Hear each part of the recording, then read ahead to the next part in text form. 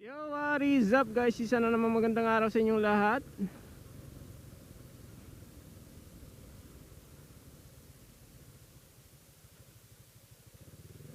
Sobrang init guys, grabe. Ang init. Tayo dadaan. Dito tayo dadaan guys para hindi masyadong mainit. Bang!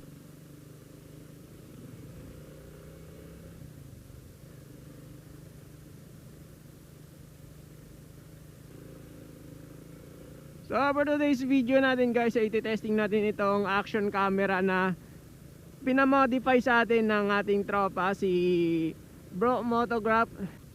So bali na test ko na siya guys kanina.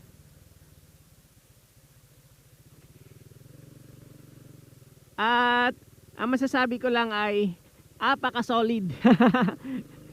Maganda guys. Medyo nahirapan lang ako sa una kasi hindi ko kinakapa pa kung paano ko i-set up yung kanyang port dun sa loob mismo ano. Kasi yung mga na-modify ko pa lang guys na ganitong action cam is Supremo tsaka SJ cam. Mas madami ako sa SJ cam na nagawa. Tapos ito first time ko nagawa sa Media 4K. Xiaomi to guys. Brand siya ng Xiaomi. So bagong labas lang yata to sa market. Kaso wala siyang external mic port.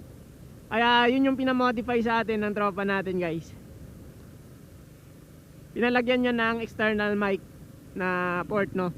So yun, na-testing ko siya kanina at goods na goods talaga. Kung naririnig nyo naman siguro maganda yung natin, yung pick up ng sounds natin ngayon.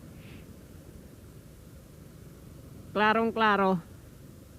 Kakaiba to guys kasi yung mic niya sa loob bali dalawa.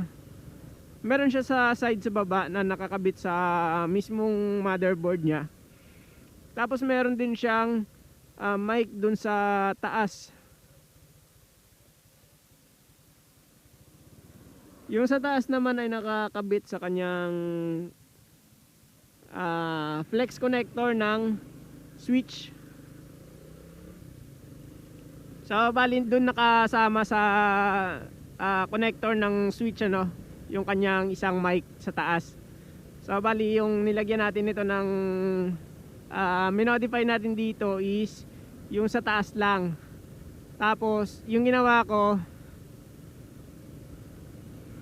sa baba ay dinisable natin yun sa baba. So meron pa rin tong internal mic. Nag-a-active yung internal mic niya pag walang nakasaksak sa kanya na external.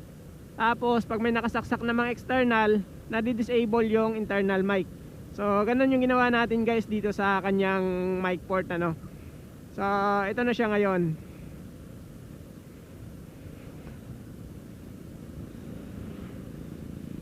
Kung gusto nyo marinig yung yung sound niya pagka wala siyang mic ngayon, pag naka-internal mic lang siya. So tatanggalin natin yung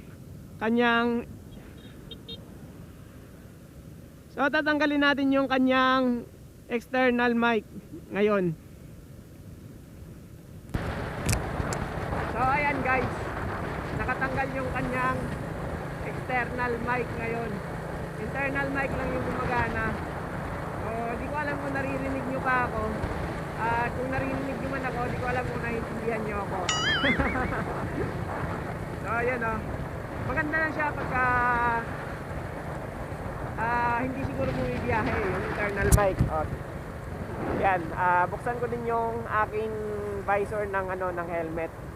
At magdadaan-dahan ako. So ayan siya. Siguro mas lumakas, mas narinig nyo ako.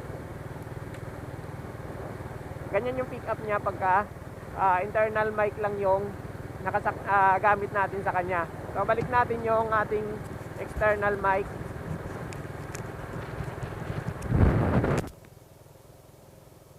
So ayan guys, sarado ko na ulit yung visor ko.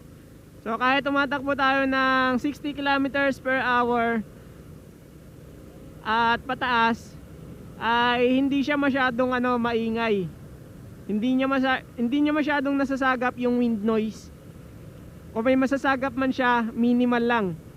So, ganun talaga. Kasi yung gamit din natin na microphone, syempre gawang Racing Boy yan.